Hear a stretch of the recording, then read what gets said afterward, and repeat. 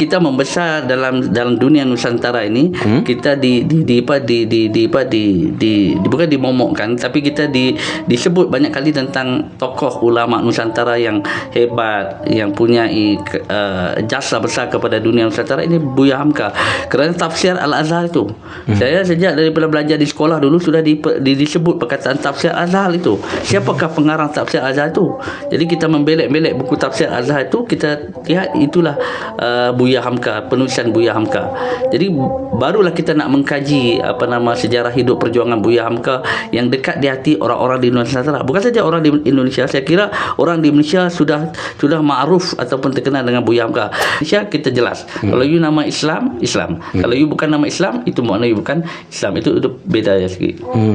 Kalau dari sisi biaya seperti apa? Biaya di perhatian kalau untuk gaji guru besar juga. Alhamdulillah jauh lebih baik lagi daripada Indonesia. Alhamdulillah. Oh gitu ya. Mana itu maknanya pemerintah atau kerajaan Malaysia memberi fokus penting kepada pendidikan. Sebab baru ini kita telah buat RMK ke-13 dan bajet pendidikan adalah bajet yang tertinggi. Bajet pendidikan bajet tertinggi. Wow. Bukan saja. Kita lihat sisi lain. Assalamualaikum warahmatullahi wabarakatuh. Bapak Ibu sahabat setia, senang dan bahagia saya kembali hadir di layar kaca sahabat, tentunya untuk mendatangkan sang inspirator yang akan memberikan informasi, edukasi dan advokasi bagi kita menjadi energi kehidupan, seperti hangatnya segelas kopi di pagi hari dan seperti mentari yang bersinar dengan semangat yang luar biasa. Alhamdulillah kali ini kita kedatangan tamu dari Malaysia, Ustadz Muhammad Azizi bin Hasan, Presiden Ikatan Guru-Guru Muslim di Malaysia. Kita sapa dulu. Assalamualaikum ya Ustaz. Waalaikumsalam warahmatullahi wabarakatuh. Kaifa haluk Ustaz? Alhamdulillah bikhair. Bikhair walhamdulillah. Selamat datang di Indonesia, tepatnya di Bukit Tinggi. Ya, selamat datang. Selamat datang juga di Lembaga Amil Zakat Aspen. Ya, terima kasih kerana sudi menjemput saya ke sini. Iya. Ini pertama sekali saya datang ke Aspen ini. Oh, pertama sekali ya Ustaz ya. Ustaz tahu bahwa ini lembaga resmi dari negara, ada tahu? Ini baru pertama kali diberitahu bahawa Aspen ini satu daripada lembaga amil zakat yang mendapat keizinan pemerintah untuk mengutip zakat dan mengagihkan zakat kepada umat Islam di Indonesia. Masya Allah.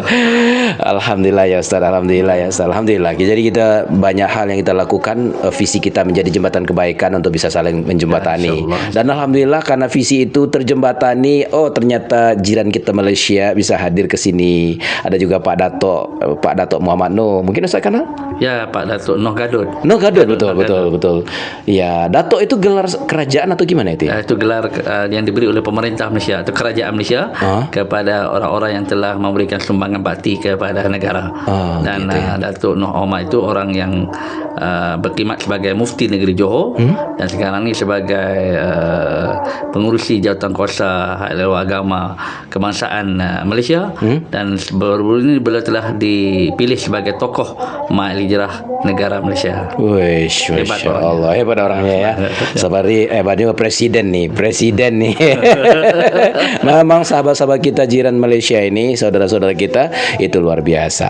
Nah sekarang Ustadz, kita nak berbincang tentang seberapa penting peran guru diberlakukan oleh pemerintah di Malaysia nih.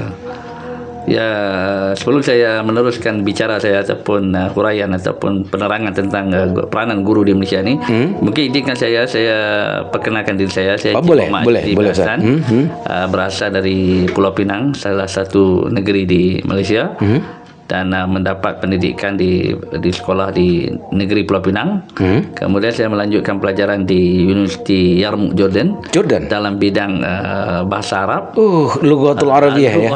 Lughatul Arabiyyah Quran. Konsentrasinya apa Ustaz? Konsentrasinya itu maksudnya apa itu? Jurusan bahasa Arab. Jurusannya itu fakulti bahasa Arab dan sastra. Pengkhususan bahasa Arab. Bahasa Arab. Masya Allah, pengkhususan Lughah, fakulti bahasa linguistik. Jadi pengkhususnya Lughatul Arabiyyah, bahasa Arab itu. Sebab di Jordan ni banyak universiti pelajar-pelajar Malaysia dihantar untuk sambung belajar di peringkat degree, dipanggil peringkat degree, ijazah sarjana muda ataupun bachelor. atau dia baccalaureate itu disebut dalam bahasa Arab. Dan ketika saya pergi itu kita ada hampir 300 orang pelajar telah dihantar ke seluruh Jordan tadi. Dan saya pulang, kemudian saya bertugas di beberapa buah sekolah. Saya mulakan dengan sekolah private ataupun sekolah swasta. Kemudian saya berkhidmat di sekolah kerajaan. Dan sekarang saya dah berkhidmat di sekolah menengah agama Persekutuan Abu sebagai penolong kanan ham. Itu pengurus yang salah satu pengurus di sekolah tersebut. Dan alhamdulillah sudah hampir saya kira hampir 20 tahun dalam perkhidmatan pendidikan. 20 Saya mulakan tahun. pada tahun 2004, sekarang ni dah 2025. Sudah 21 hampir 20 tahun, 21 tahun. Oh, hampir 20 tahun. Cuma memang pemirsa bertanya-tanya ini. Umur Ustaz kayaknya umur 30-an. Bagaimana Bapak melihat wajah saya? Iya, umur 30-an. Saya sudah umur sekarang dilahirkan tahun 1975. 75. Sekarangnya umurnya 50. Sudah 50 ya? Alhamdulillah. Masih sihat. Alhamdulillah. Boleh masih bergerak sihat. ke sana ke sini, boleh sampai ke Padang, Bukit Tinggi. Alhamdulillah orang di sini baik-baik. Layanannya baik. Baik ya, Ustaz ya. Saya cukup gembira sekali. Gembira ya. Di Bukit Tinggi kerana tinggi. Tinggi ya. Yang tidak bukitnya aja tinggi, tapi kebaikannya juga tinggi. Ya, insya Berkahnya Allah. juga tinggi, Ya, insyaallah. Insyaallah. Amin. Oh, nanti Ustaz sampaikan kepada sahabat-sahabat kita di Malaysia, karena orang Bukit Tinggi baik-baik. Ya, Jadi nak berinfak berzakat nanti orang Bukit Tinggi. Ya, insyaallah kita berinfak ke Bukit Tinggi. Nah, kita juga bawa sahabat kita Malaysia itu juga ada dulu dari apa ya, kita lupa itu, kita bawa ke pedalaman beliau itu. Suatu ekor sapi itu beliau ikut ke dalam. Kata beliau itu saya rasa ada di daerah 70-an. Oh, alhamdulillah, alhamdulillah. Cikgu apa lupa kita nama beliau. Bunda? Ya, kita lupa namanya, tapi sudah bawa kita pedalaman. Jadi kita aspen emosional dekat dengan negeri jiran ini, insyaallah. Ya, alhamdulillah. Tapi kita semua niatnya satu saja. Kebaikan kepada semua. Kebaikan kepada Aspen semua. datang untuk peduli dan memberikan kebaikan. Masya. Insyaallah. Nah, insyaallah. Karena peduli ini maka ada karena kalimatnya Ansarullah nih Ustaz. Bagaimana secara nama ini, makna Ansarullah ini seperti apa Ustaz? Ansarullah itu kalau dalam bahasa Arabnya itu kita terjemahkan sebagai pembantu-pembantu agama Allah. Saya harap Aspen ini menjadi satu daripada orang-orang yang membantu menegakkan agama Allah dan memberikan kebaikan dalam menegakkan agama Allah. Itu harapan kita nak. Dan sebagaimana yang disebut oleh Bapak tadi, ditanyakan tadi tentang peranan guru tadi, kalau kita telusuri di Malaysia ni kan kita pendidikannya itu sama juga macam Indonesia. Kita ada pendidikan rendah, pendidikan menengah, rendah, kemudian pendidikan menengah atas. Dan kita di Malaysia ini pendidikannya 5 tahun di peringkat 6 tahun di peringkat menengah rendah, ataupun di sini dipanggil sekolah apa? Sekolah dasar. Sekolah dasar, kemudian disambung 5 tahun di peringkat sekolah atas, ataupun kita kata sekolah menengah atas. Itu daripada umurnya 13 tahun sampai 17 tahun, 13, 14, 15, 16, 17 tahun. Kemudian disambung peringkat high school, itu 2 tahun. Kemudian mereka boleh melanjutkan pelajaran ke universiti setelah tamat tempoh pendidikan di sekolah selama 11 tahun itu. Oh, 11 tahun pendidikannya. Jadi itu pendidikan 11 tahun pendidikannya di Malaysia. Dan sekarang ni kita di kerajaan Malaysia baru daripada Dewan Parlimen kita ataupun sini Majlis Perwakilan Rakyat, kita telah membawa usul untuk mewajibkan pendidikan selama 11 tahun. Manakala ada ibu bapa yang tidak menghantar anak ke sekolah, mungkin akan dikenakan tindakan undang-undang lah untuk memastikan isu-isu keciciran murid itu tidak berlaku.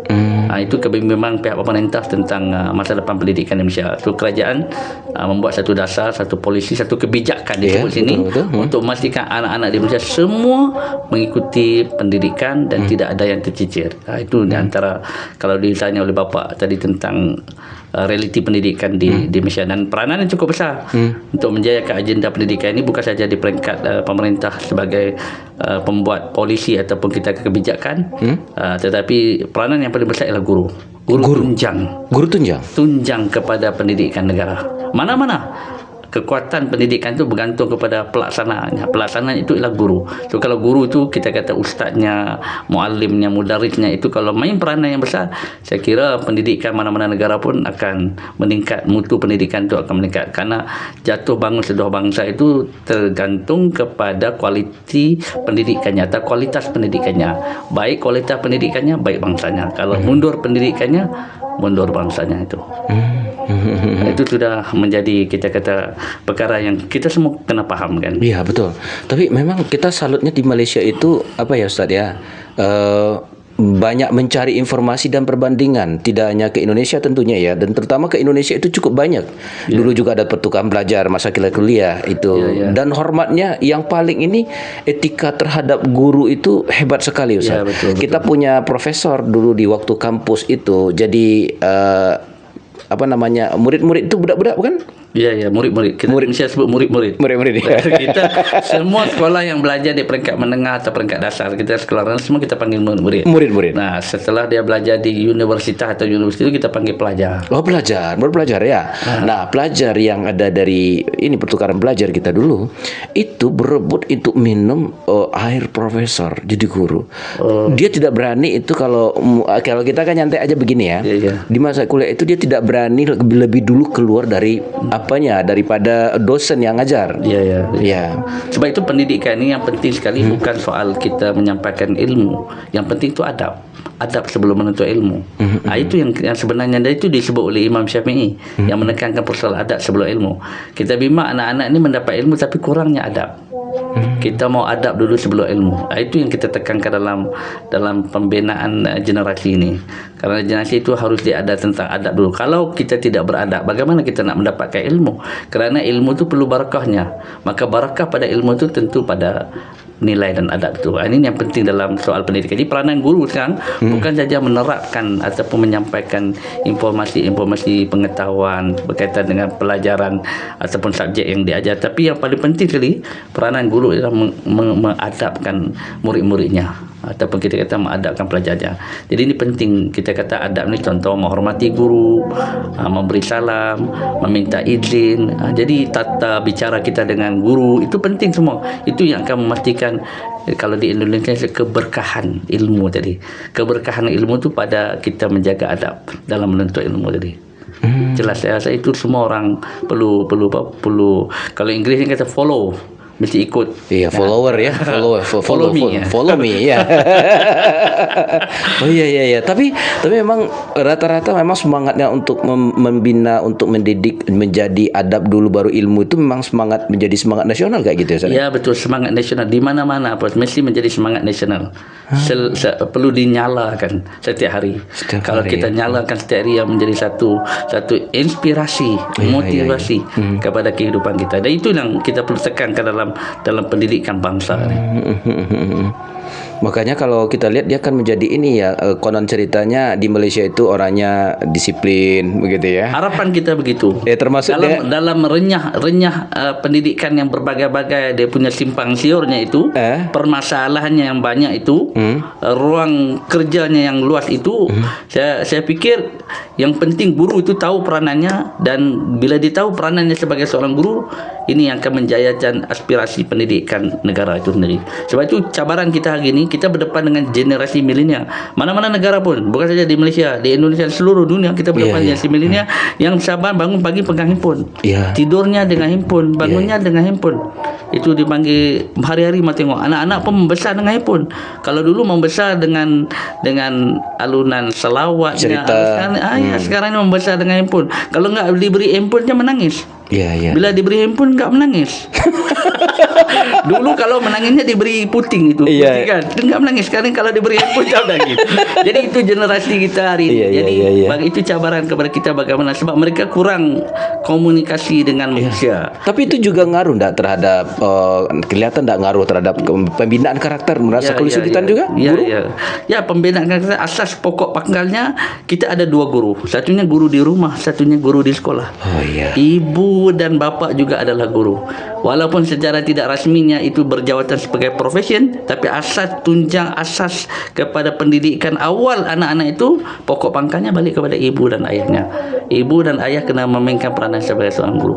Sebelum dihantar ke sekolah, di situ guru rasmi. Tapi guru utamanya ibu dan ayah. Kullukum mauludin Kullukum kullukum mauludin yuladu al-fitrah. Pak abawahu yuhawidani au yunasirani au yumajjisani. Iya. Mana setiap anak itu dilahirkan dalam keadaan fitrah, ibu bapa lah yang akan mencorakkannya, mengkanvaskan kainnya itu, sama ada dalam menjadi Yahudi, Nasrani ataupun Majus. Jadi makna dia jelas.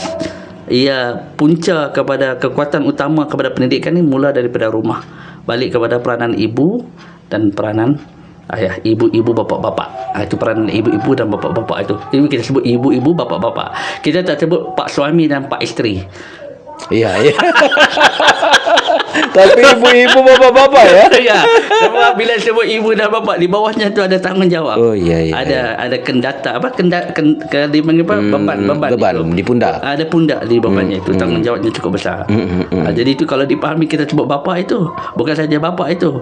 Bapa itu banyak konotasinya. Kenapa? Ya kalau dia bapaknya itu mungkin anaknya ramai, isterinya ramai, sebab dia bapa. Iya. Iya, gura. Tapi kita mulai masuk dari pola belajarnya seperti apa, Ustaz? Pola belajar anak kepada ini di sekolah. Ya.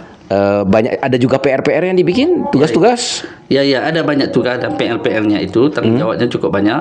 Tapi yang penting ialah pelajar tahu ke mana dia nak bawa diri dia itu. Itu penting sekali.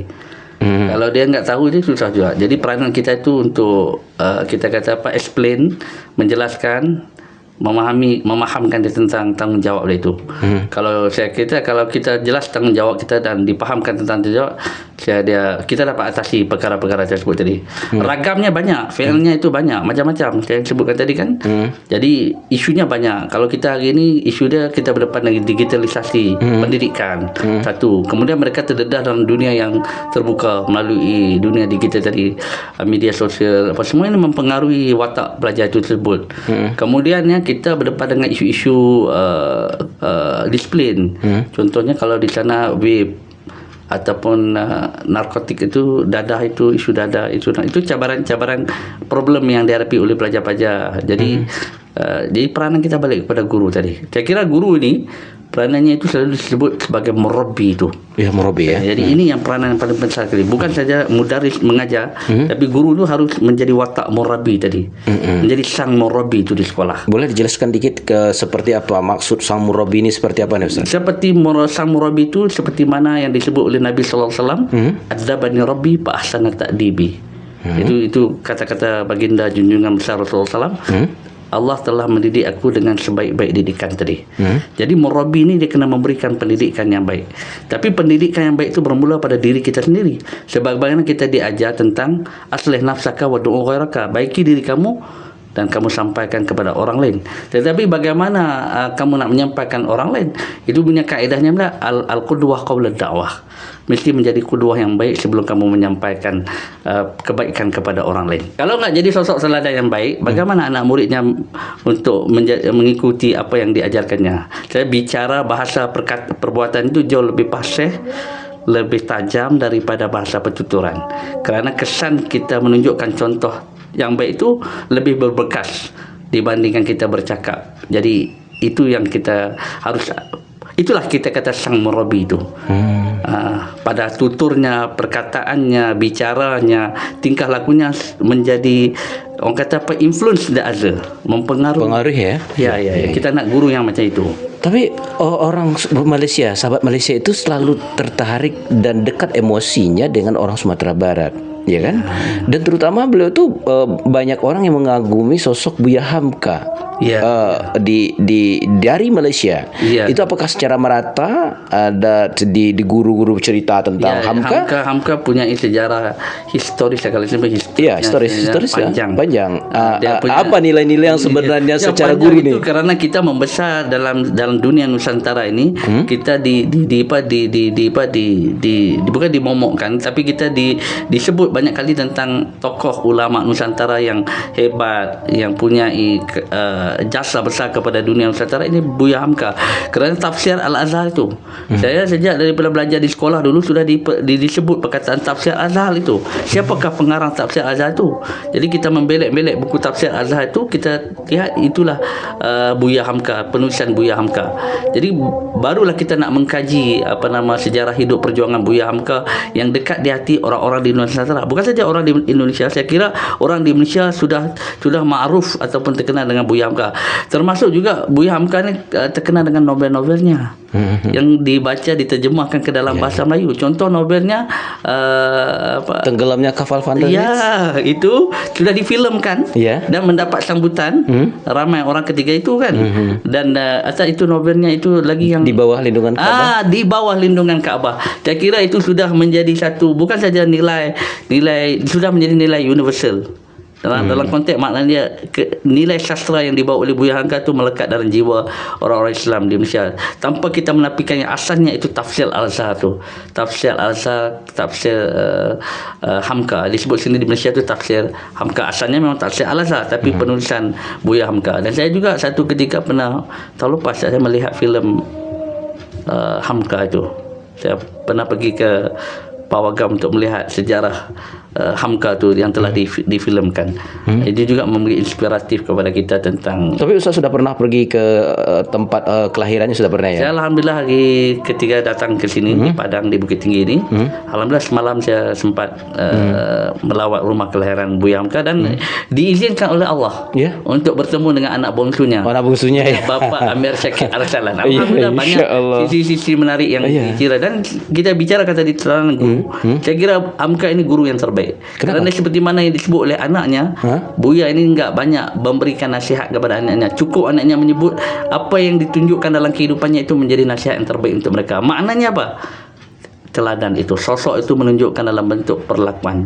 Tidak banyak bicara tapi menunjukkan perlakuan itu sudah dipahami oleh anak-anak. Itulah didikan-didikan yang membekas kepada anak-anak beliau tadi. Jadi itu kita boleh katakan itulah murabi juga. Salah satu sosok murabi ini, dia menjadi contoh suri teladan yang baik kepada orang yang berada di sekeliling dia. Dan itu kita nak kepada guru-guru kita. Kalau kita mau menjadi sisi-sisi terbaik daripada Pak Buya Hamka. Jadi ini yang kita nak dalam pendidikan kita. Kalau mau mutu pendidikan negara kita, mutu pendidikan pengajaran di sekolah kita, baik itu dia mesti bermula daripada guru tadi. Tapi guru yang pertama tadi di rumah. Itu jangan lupa. Sebab dia bapak-bapak, ibu-ibu. Kan sebelum guru-guru yang ada di sekolah itu. Tapi berarti apa Ustaz, kalau kita lihat berarti sekarang kan dunia teknologi sudah maju. Nah maksudnya kita lihat di seberapa besar pengaruh teknologi tadi kan sudah luar biasa ininya kan. Tapi bagaimana mungkin di Malaysia pendidikan terhadap agama, kita nak tahu seperti apa konsentrasi negara untuk memberikan pendidikan agama di Malaysia. Di Malaysia ni kita punya sekolah agama yang banyak, sama ada di bawah pemerintah ataupun bukan di bawah pemerintah, yakni sekolah-sekolah private. Kita di sekolah agama di Malaysia pun kita ada sekolah SMKA, sekolah menengah kebangsaan agama di bawah pemerintah.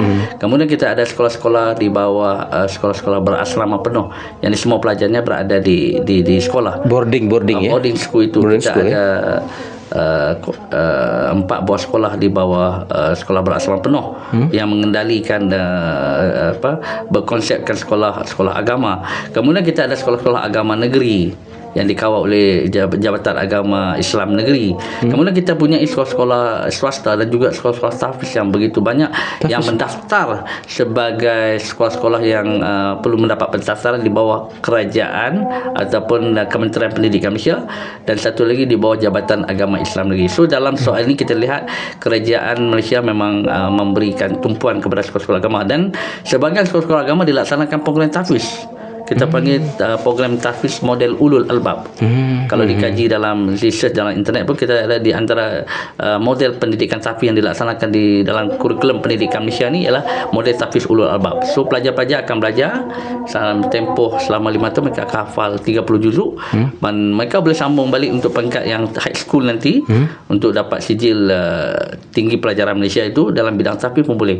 Sebab tu kurikulum agama di Malaysia ni semakin baik. Pertama, kita ada kurikulum yang yang selari dengan konsep Universiti Al-Azhar. Kita ada kurikulum bersepadu lining yang menggunakan kurikulum Al-Azhar. Tujuannya untuk memberi peluang pelajar itu sama belajar di Universiti Al-Azhar. Kita ada kurikulum kebangsaan kita yang menerapkan subjek pendidikan agama dan mereka boleh sambung belajar di universiti-universiti di Malaysia. Kemudian kita ada kurikulum bersepadu tahfiz. Itu untuk fokusnya untuk melahirkan para hufaz. Jadi ini antara tawaran kurikulum dalam sistem pendidikan Malaysia yang menekankan mengambil berat soal pendidikan agama. Dan kita kena faham di Malaysia ni sejak di awal peringkat sekolah dasar lagi pun kita tekankan pendidikan agama.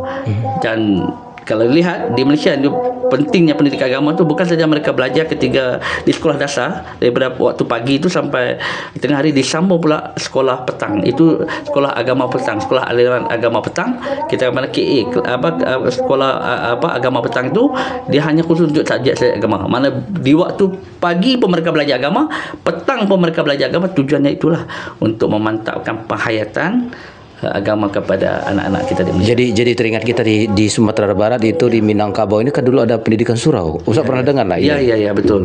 Jadi kalau dulu ni kita belajar kat surau mengaji, kita belajar solat itu.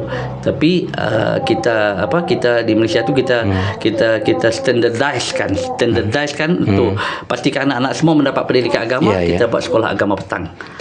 Jadi sekolah agama petang mereka belajar sama ada di tempat-tempat yang dikhususkan, sama ada di sekolah-sekolah terpilih ataupun di sekolah-sekolah yang dibina bangunannya itu bersama-sama dengan masjid.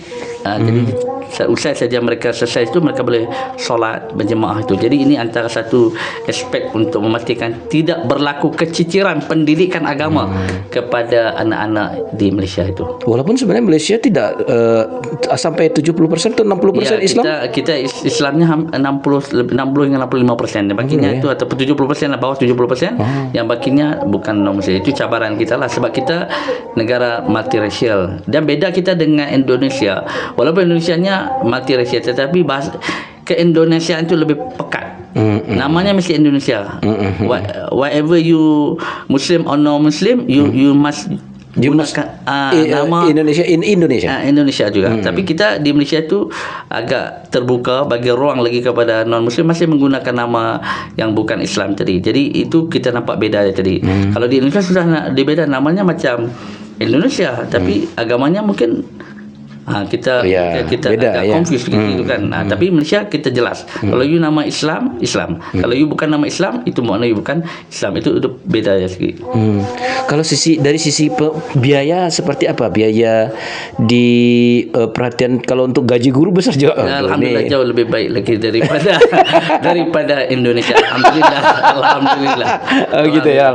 Mana itu maknanya pemerintah atau kerajaan Malaysia memberi fokus penting kepada pendidikan. Sebab baru ini kita telah buat RMK ke-13 dan bajet pendidikan adalah bajet yang tertinggi. Bajet pendidikan tertinggi. Wow. Bukan saja dari sudut pembangunan kurikulumnya, kompetensi gurunya, tapi juga untuk menyelesaikan masalah infrastruktur, yakni fizikal juga dikasih. Pokoknya perhatian terhadap pendidikan.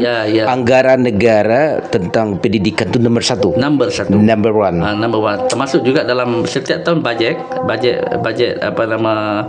kerajaan Malaysia, pendidikan mendapat bajet yang tertinggi.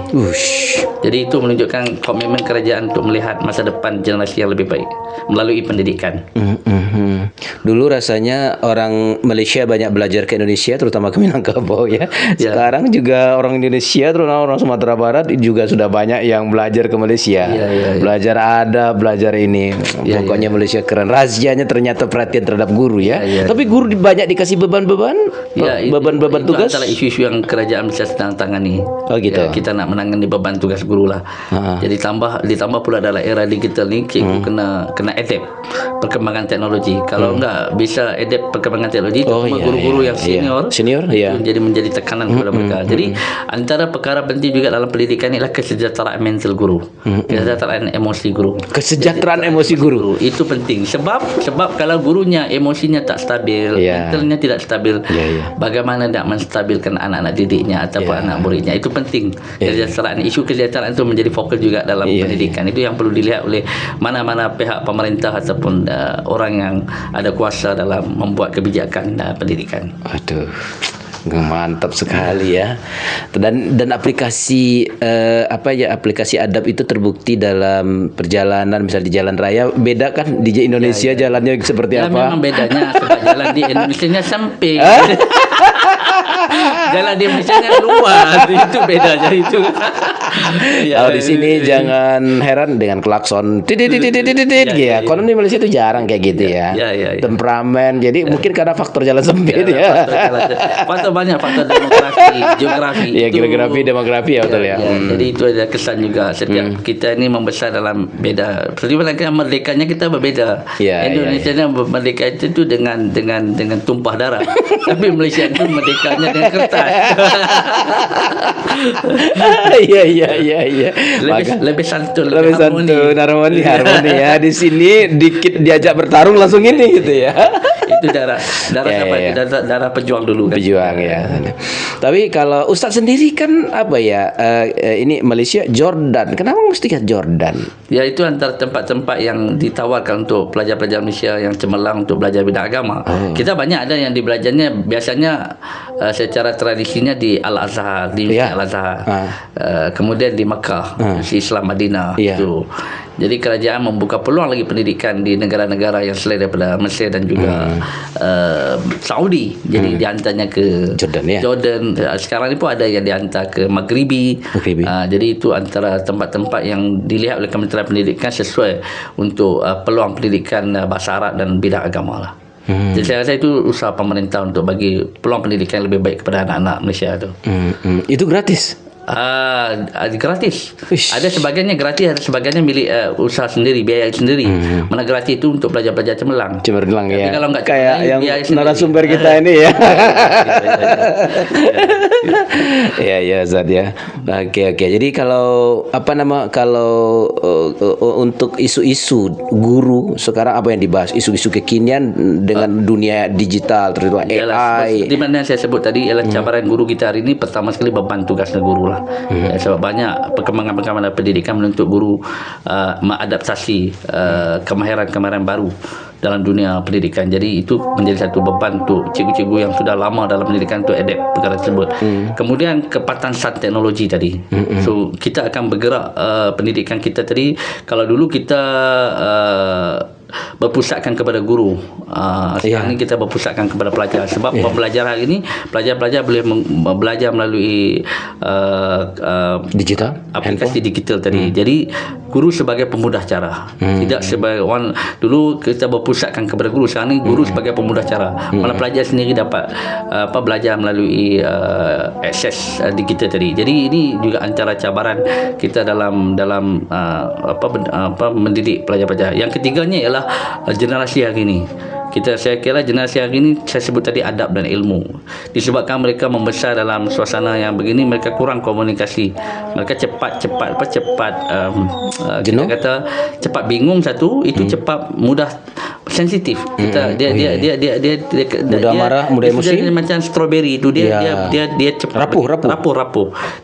Dia kena ada seni dia sendiri. Ada kaedah dia sendiri, pendekatan yang sesuai untuk kita tangani generasi yang begini. Ini cabaran kita.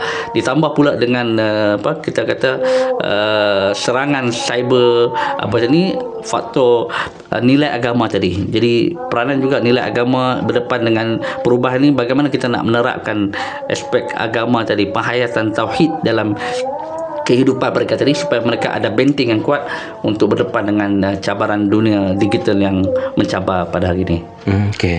Walaupun luar biasa Ustaz.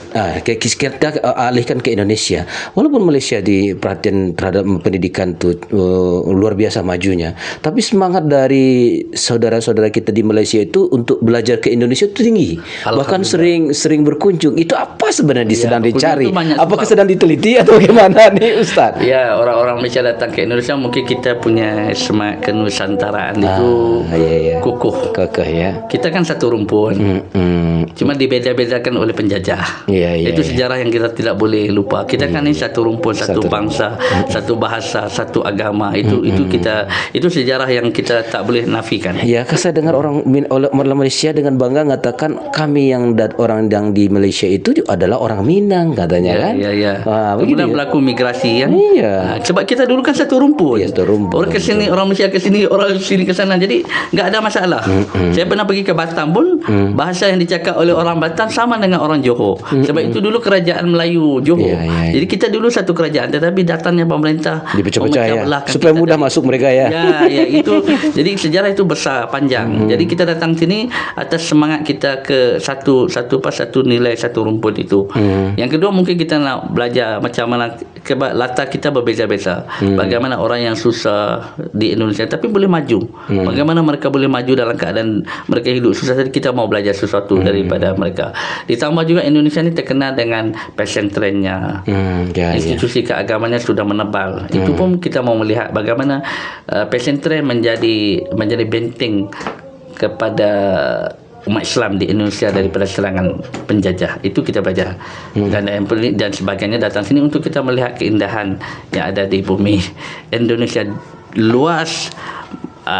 Bilangan kita kata rakyatnya ramai. Rumpunnya berbeza-beza, tetapi dalam bingkai. Dan dia orang Indonesia itu ramah-ramah dan marah-marah. Ya.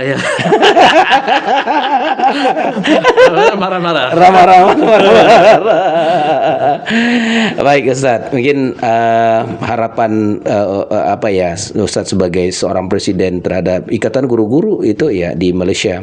Harapan apa yang mungkin Ustaz tumpangkan untuk seluruh guru-guru di Malaysia dan juga untuk di Indonesia? Okey, sebelum saya bagi harapan itu, saya pun mau menjelaskan juga kita iGuru ini salah satu NGO pendidikan dan kita NGO ya. Ya, kita pun melaksanakan banyak projek-projek pendidikan dan juga kolaborasi dengan negara-negara di Asia ini. Kita melaksanakan projek-projek yang disebutkan tadi seperti bantuan ke persekolahan, korban dan sebagainya. Dan kita terlibat sebenarnya di Filipina, di Mindanao, projek korban di Mindanao, projek korban di Kamboja. Itu antara usaha kita buat juga di negara-negara di negeri-negeri Borneo, di Sabah, Sarawak. Itu Maksudnya korban atau kurban nih? Korban itu kita buat projek korban sembelih lembu. Kurban. Orang Indonesia sebut kurban. Korban itu. Jadi mungkin kalau boleh di sini kita ada Indonesia dengan Pak Zul nanti atas nama Ashman kita buat laksanakan korban bersama guru dengan Ashman. Memberikan manfaat sahabat. Jembatan kebaikan selalu ada peluang. Ya, insya-Allah. The power of collaboration. Ya, the power of collaboration, dan kita harap itu bagi manfaat khususnya di Bukit Tinggi. Dan memang kita kan visi kita jembatan kebaikan. Jembatan kebaikan. Jadi ruang untuk kita memberikan kebaikan. Kadang Ashman hadir saya sini lah membina jambatan kebaikan itu bersama dengan jambatan. Dan saya terakhir sekali kita para guru, saya pertama sekali dia perlu meningkatkan skillnya, kemahiran, kompetensi dan sebagai guru. Kemudian yang kedua ialah guru perlu adaptasi tentang perubahan-perubahan yang berlaku dalam dunia pendidikan, khususnya dunia digital tadi. Dan yang ketiganya, guru kena tahu kembali kepada asas. Kenapa aku menjadi guru? Jadi kalau asalnya itu ialah untuk mendidik, kembali mendidik. Kerana mendidik itu akan menjadi saham yang terbesar untuk pembangunan bangsa. Jadi bangsa yang terdidik itu bermula daripada seorang guru, sang murabi. Masya Allah, luar biasa. Masya Allah Ustaz. Sebentar nih, ini ada nasihat tentang guru oleh mungkin dari para ulama-ulama terdahulu? Ya, kalau kita lihat nasihat daripada ulama dulu, terlalu banyaklah saya ambil daripada pendiri tokoh gerakan Islam Hasan Al-Banna itu, yang daripada negara Malaysia tadi, yang selalu mengingatkan kita tentang pendidikan tadi. Jadi dia kata, selalu dia kata apa, jatuh bangun kekuatan bangsa ini bergantung kepada pendidikan, dan jatuh bangun pendidikan ini bergantung kepada gurunya tadi. Jadi pentingnya guru dalam membangunkan pendidikan anak bangsa tadi. Masya Allah, Masya Allah, Masya Allah. Baik Ustadz, luar biasa ini pembicaraan kita dan kebersamaan kita di poin yang pertama. Di sini kita mungkin dapat pemahaman bahwa ternyata Malaysia perhatian terhadap guru dan juga bagaimana kita terinspirasi dengan pemerintahan Malaysia yang ternyata anggaran pendidikan adalah nomor satu. Nah, mungkin closing statement Ustadz terhadap perbincangan kita di hari ini. Silakan Ustaz. Alhamdulillah, saya harapkan supaya sesi-sesi podcast ini dapat kita teruskan dan semoga kita pendidikan kedua-dua buah negara ini semakin baik, semakin bermutu dan memberi manfaat kepada semua orang. Jadikan pendidikan sebagai wadah ataupun jalur kebaikan tadi. Kebaikan ada di mana-mana dan manfaatkan dia bila-bila dan di mana anda berada. Masya Allah. Baik Bapak Ibu sahabat setia, luar biasa sekali Presiden Ikatan Muslim Guru Muslim di Malaysia. Semoga apa yang beliau sampaikan tadi dapat kita terapkan dalam kehidupan kita. Yang jelas kita sebagai seorang ayah, sebagai seorang pribadi dalam kehidupan bernegara, mari kita menjadi guru bangsa, terutama menjadi guru dalam keluarga. Semoga kita tetap menjadi inspirasi dimanapun dan tentunya jangan beralih dari sisi lain Aspen dan tergabung dalam jembatan kebaikan bersama Ansarullah Peduli Negeri. Akhirnya sampai di sini dulu kebersamaan kita sahabat. Saya Zulfam Yadi. Saya Muhammad Zibi Hasan mengucapkan terima kasih. Akhir wa kalam. Assalamualaikum warahmatullahi wabarakatuh.